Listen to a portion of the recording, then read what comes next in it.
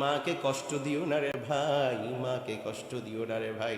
যখন তুমি মায়ের পেটের মধ্যে ছিলা, 10 মাস যখন হয়ে গেল, তুমি যখন পেটের মধ্যে অস্বাভাবিক বড় হয়ে গেলাম, মায়ের কলিজা বরাবর তোমার পাটা লেগে গেল, তুমি যত বড় হও মায়ের তত বড় চাপের মধ্যে পড়ে যায়।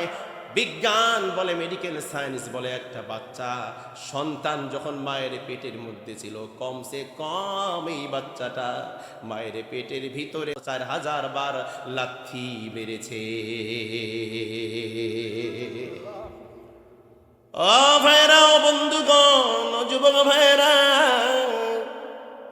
মা যখন প্রচন্ড ব্যথা ওঠে, বাচ্চা প্রসবের আগে জনম দুঃখিনী আর সহ্য করতে পারে না, স্বামীকে ডাক দিয়ে বলে, ও স্বামী, তোমার সংসারে ছিলাম গো স্বামী, কত কষ্ট দিয়েছি, মনে হয় আর বাঁচবো না। স্বামী যদি দুনিয়ার থেকে চলে যাই গো, সংসারের চাবিটা নাও, আমাকে মাফ করে দাও।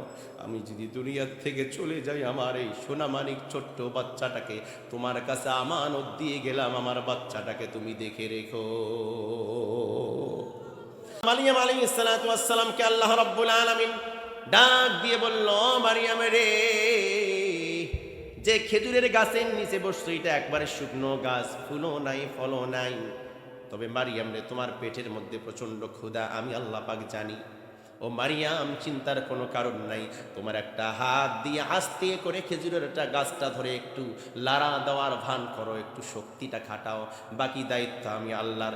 মারিয়াম আলাইহিস সালাতু ওয়াস সালাম খেজুরের গাছের গোড়াটা ধরে একটু নাড়া দেওয়ার চেষ্টা করলেন, আর আল্লাহ রাব্বুল আলামিন শুকনো খেজুরের গাছ থেকে পাকা সুস্বাদু খেজুর ঝপঝপ করে মারিয়ামের কাছে ফেলায় দিলেন। জোরে বলেন আল্লাহু আকবার। আর জিবরাইল ফেরেশতাদেরকে ডাক দিয়ে বলল, ফেরেশতারা রে,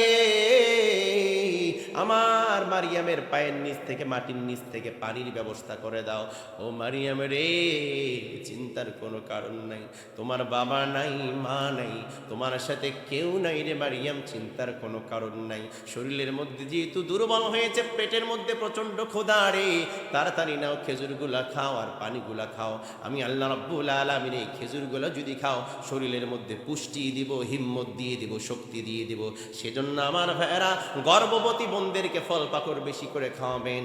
শুধু ফল পাকড়ের মধ্যে অন্যতম ফল হবে খেজুর। খেজুর কষ্ট করে হলেও একটু খেজুর কিনে নিয়ে আসে খাওয়াবেন। আমার মনে হয় খেজুর খাওয়ালে সিজার করা নাও লাগতে পারে।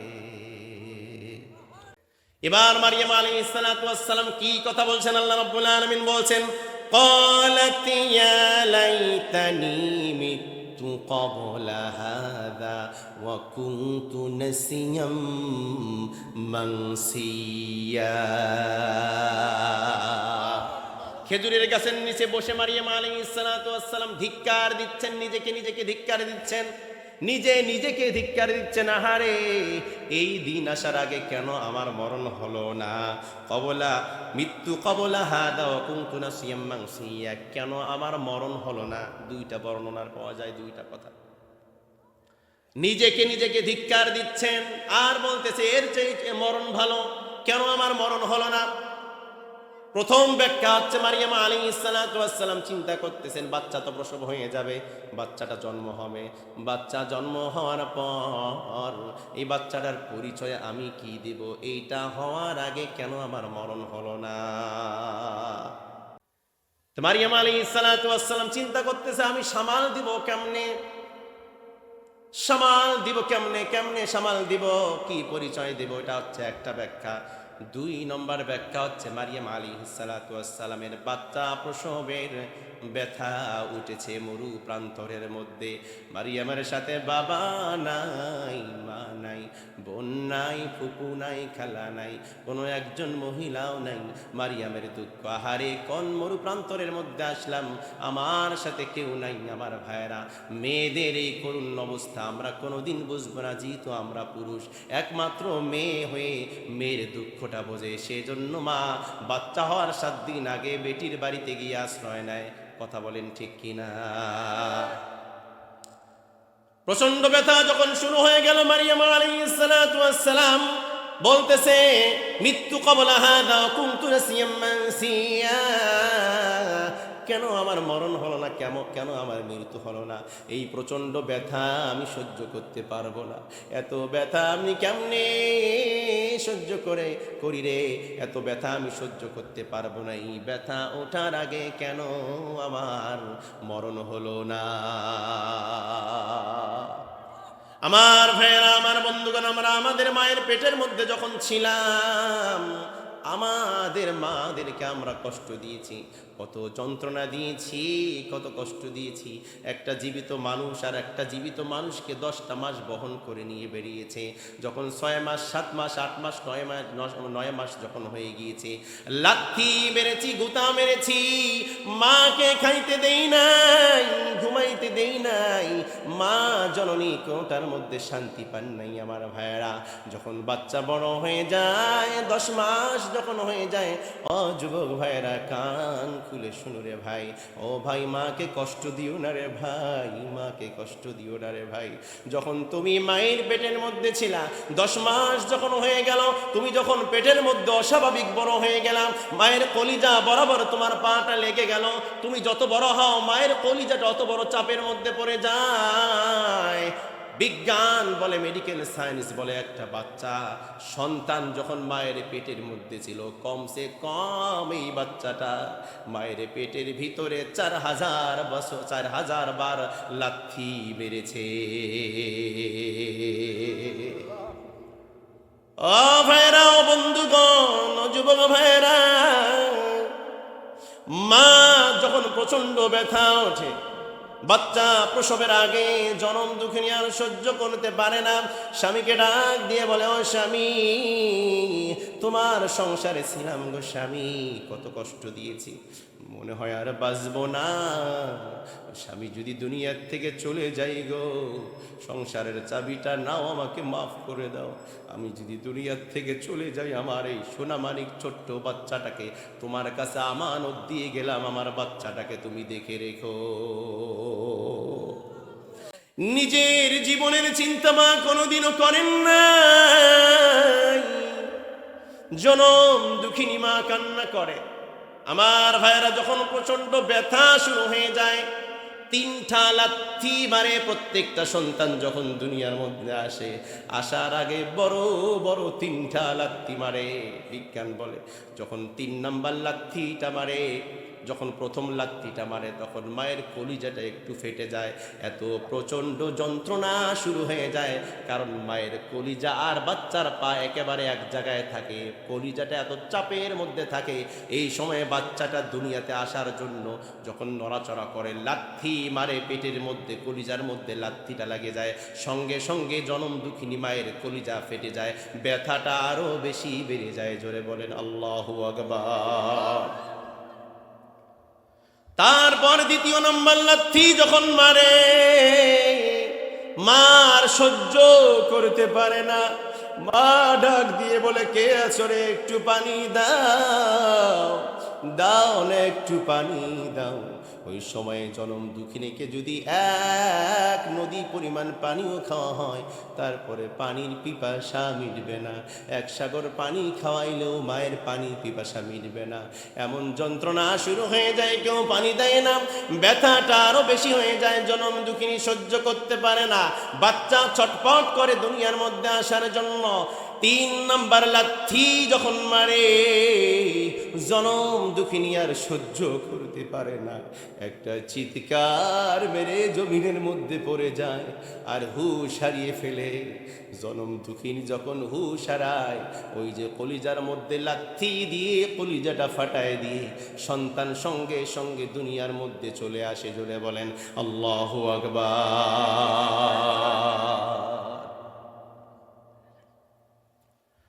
সন্তান যখন দুনিয়ার মধ্যে চলে আসলো, মার কলিজাটা 4 আঙ্গুল বরাবর ফাটায় দিয়ে, কলিজাটা ফাটায় দিয়ে দুনিয়ার মধ্যে আসছে। এই কলিজা কেমনে জোড়া লাগবে, কি চিকিৎসা কেমনে সেলাই দিবে? না রে ভাই, না না, আল্লাহ রাব্বুল আলামিন দেখেন কি সিস্টেম চালু করে দিয়েছেন। বাচ্চাটা যখন দুনিয়ার মধ্যে আসে, বাচ্চাটা কাউকে ডাকে না, আমরা শুনি বাচ্চাটা কান্না করে। আসলে বাচ্চা কান্না করে না রে ভাই, বাচ্চাটা তার ছোট্ট কচি জবান দিয়ে আলতো করে কান্নার স্বরে বলে আবার বলে উম্মা, আবার বলে উম্মা। মাকে যখন তিনটা ডাক দেয় আর বাচ্চাটা যখন ডাক দেয়, কান্না করে, এই ডাকগুলা মায়ের কান ভেদ করে মায়ের কলিজা পর্যন্ত চলে যায়। এই কান্নার মাধ্যমে আল্লাহ রাব্বুল আলামিন মায়ের কলিজাটাকে আবার সমান করে জোড়া করে দেয়। আবার মা সুস্থ হয়ে যায়, মা সেন্স ফিরে পায়। মার হুশ যখন ফিরে আসে, মা কিচ্ছু বলে না, কিচ্ছু বলে না, ডাক দিয়ে বলে, কে আছো তোরা, তাড়াতাড়ি দাও, আমার কলিজার টুকরা সন্তানটাকে আমার বুকের মধ্যে দাও। আমার এই সোনা মানিককে এক নজর দেখতে চাই, আমার এই সোনা মানিকের জন্য কত কষ্ট করেছি, তাড়াতাড়ি দাও রে দাও, আমার কলিজার টুকরা সন্তানকে আমার বুকের মধ্যে দাও। জোরে বলেন সুবহানাল্লাহ। মা জননী বাচ্চাটাকে বুকের মধ্যে চেপে ধরে রাখে আর কান্না করতে থাকে আর চুমা দেয় আর বলে, সোনা মানিক কলিজার টুকরা, তোর চাঁদ মুখখানা দেখে সমস্ত দুঃখ আজ থেকে আমি ভুলে গেলাম। জোরে বলেন আল্লাহু আকবার। আয় যুবক ভাইয়েরা, বন্ধুগণ, আজকের মাহফিল যাদের কান পর্যন্ত পৌঁছেছে, ওয়াদা করেন, ওয়াদা করেন, কোনদিনের তরে জনম দুঃখিনী মাকে কষ্ট দিবে না। মাকে যদি কষ্ট দাও রে ভাই, দুনিয়াও বরবাদ, আখিরাতও বরবাদ। মাকে কষ্ট দিলে তুমি জান্নাত পাবে না, কারণ মায়ের পায়ের নিচে সন্তানের জান্নাত। জোরে বলেন না আল্লাহু আকবার। মারিয়াম আলাইহিস সালাতু ওয়াস সালামের প্রসব যন্ত্রণা যখন শুরু হয়ে গেল, ক্বালাত ইয়া লাইতানি মিতু ক্বাবলা হাযা ওয়া কুনতু নাসইয়াম মানসিয়া।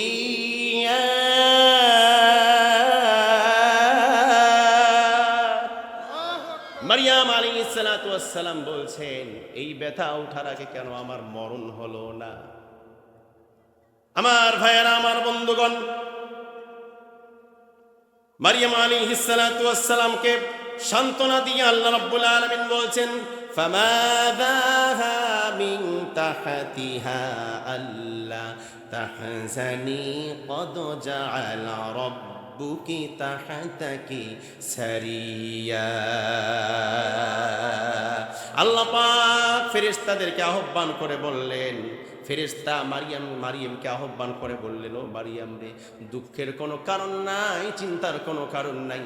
তোমার মা নাই, বাবা নাই, কে বলেছে তোমার কেউ নাই? আমরা ফেরেশতারা আল্লাহর পক্ষ থেকে আসি, তোমার কোনো চিন্তা নাই। জোরে বলেন সুবহানাল্লাহ। তোমার প্রতিপালক তোমার আল্লাহ তোমার সব ব্যবস্থা করে দিবেন। জোরে বলেন আল্লাহু আকবার। আরো জোরে বলেন আল্লাহু আকবার। وهزي إليك بجذع النخلة تساقط عليك رطبا جنيا فكلي واشربي وقري عينا। মারিয়াম আলাইহিস সালাতু ওয়াস সালাম ওই যে খেজুরের গাছের নিচে আছে না নাই, আবারও পানি পান করলেন, খেজুর পান করলেন, বাচ্চার জন্ম হয়ে গেল। আমার ভাইয়েরা, সংক্ষেপে বলতে হবে, বাচ্চার জন্ম হওয়ার পর এবার আর এক নতুন চিন্তা, টেনশন ঢুকে গেল মাথার মধ্যে। আরে এখন তো বাচ্চা হয়েই গেল, এই বাচ্চা নিয়ে কেমনে যাব? বাচ্চার বাবার পরিচয় কি? মানুষ তো গেলেই জিজ্ঞাসা করবে বাচ্চার বাবার নাম কি, বাড়ি কোথায়, পরিচয় তাড়াতাড়ি দাও। কথা বলেন ঠিক কিনা? আল্লাহ রাব্বুল আলামিন শিক্ষা দিচ্ছেন, ও মারিয়াম, বাড়িতে গিয়া, গ্রামের মধ্যে গিয়া কি বলবা? শোনো মারিয়াম, শোনো। ফাইম্মা তারাইন্না মিনাল বাশারি আহাদান ফাকুলি ইন্নী নাযারতু লিররহমানি সাওমান ফালান উকাল্লিমাল ইয়াওমা ইনসিয়া। জোরে বলেন আল্লাহু আকবার। ও মারিয়াম, যখন গ্রামের মধ্যে চলে যাবা, ভাইকে উঠবেন না, শেষ করে দিচ্ছি এখন। যখন গ্রামের মধ্যে চলে যাবা, বাড়ির মধ্যে যখন চলে যাবা রে মারিয়াম, ও মারিয়াম, তুমি কোনো কথা বলবা না। সুবহানাল্লাহ বলেন। তুমি কোনো কথা বলবা না, কারণ লোকজন তো আসবেই হুমড়ি খেয়ে। বলো বাবার পরিচয় কি, বাবার নাম কি, বাড়ি কোথায়, কেমনে কি হলো, তাড়াতাড়ি বলো। কোনো কথা বলবা না, বরং তুমি ইশারা করে বলবা আমি কথা বলতে পারবো না, কারণ আমি রোজা রেখেছি। আর রোজা রাখলে কথা বলা যায় না, কথা বললেই রোজা নষ্ট হয়। এটাকে বলা হয় সওমে বিসল। তদানীন্তন সময়ে মানুষের উপর রোজা ফরজ ছিল। আমরা যেমন খেলেই রোজা ভঙ্গ হয়ে যায়, তদানীন্তন সময় শুধু খাওয়া নয়, খাওয়ার সাথে যদি কেউ কথা বলতো, কোনো একটা কথা বলার সাথে সাথে রোজা নষ্ট হয়ে যেত। মারিয়াম আলাইহিস সালাতু ওয়াস সালামকে আল্লাহ পাক শিক্ষা দিলেন, ও মারিয়াম, তোমার জাতির লোকদের কাছে গিয়ে বলবা আমি কথা বলতে পারবো না, আমি কথা বলতে পারবো না, কারণ আমি রোজা আছি।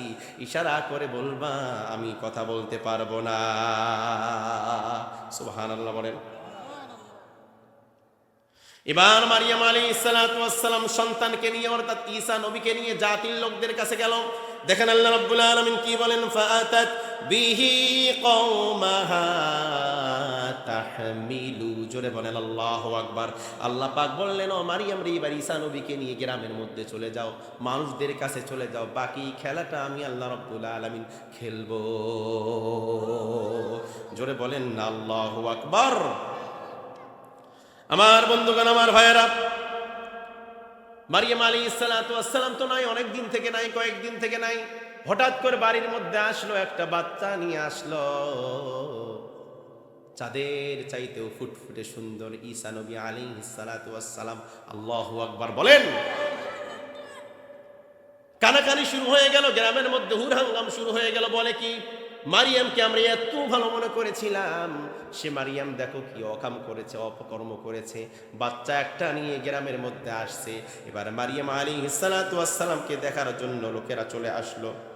মারিয়াম আলাইহিস সালাতু ওয়াস সালামকে দেখার জন্য গ্রামবাসী ঘর থেকে ছুটে আসলো। ক্বালু ইয়া মারিয়ামু লাকাদ জিইতি শাইআন ফারিয়া ইয়া উখতা হারুন মা কানা আবুকি ইমরাআ সাউইন ওয়া মা কানাত উম্মুকি বাগিয়া। হে মারিয়াম, তুমি এক অদ্ভুত কাণ্ড ঘটিয়েছ। হে মারিয়াম, তুমি এটা কি ঘটিয়েছ, কি অদ্ভুত কাণ্ড তুমি ঘটাইলা, করলাটা কি মারিয়াম? ও মারিয়াম, এ বাচ্চাটা কোথায় পাইলা? এই বাচ্চা বাচ্চা কোত্থেকে নিয়ে আসলা? বাচ্চার বাবার নাম কি? বিয়া হইল কেমনে? কেমনে কি করলা? ইহুদিদের মাথা নষ্ট হয়ে গেল, মাথা খারাপ হয়ে গেল। মারিয়ামকে দেখে তাদের রাগ উঠলো। তারা বলতেছে, বাচ্চা কার? বাচ্চা কোথা থেকে আসলো? আর বলতেছিল, তোমার বাবা ভালো, তোমার ভাই ভালো, অর্থাৎ তোমার বংশটা ভালো, তোমার মা বাবাও ভালো, আর তুমি ভালো। ঘরের মধ্যে একটা খারাপ মানুষ। তুমি যদি খারাপই না হবা, তাহলে বাচ্চা কোথা থেকে আসলো? নিশ্চয়ই তুমি ব্যভিচারিণী, নিশ্চয়ই তুমি জিনাহ করেছো, ব্যভিচার করেছো, অন্যায় করেছো। বাচ্চা পাইলা কোথায়? মারিয়াম কোনো কথা বলেন না, ইশারা করে বলে যে আমি তো রোজা আছি, কথা বললে রোজা নষ্ট হবে। ইশারা শুনে ইহুদিদের আরো মাথা গরম। বলে কি, যে কাণ্ড ঘটাইছো, তোমার রোজা কি হবে? হ্যাঁ, যে আকাম করে আসছো আর বলছো রোজা আছো? মারিয়াম আলাইহিস সালাতু ওয়াস সালাম কথা বলেন না, কথা বলেন না।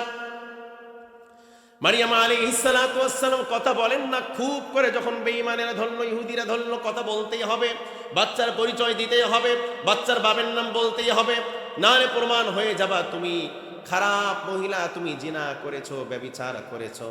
যখন খুব করে ধরল, মারিয়াম আলাইহিস সালাতু ওয়াস সালাম ইশারা করে দেখাই দিল, কথা যদি বলতে হয়, আমার সাথে কোনো কথা নাই, আমার কোলের ছোট্ট বাচ্চার সাথে তোমরা কথা বলো। فأشارت إليه قالوا كيف نكلم من كان في المهد صبيا।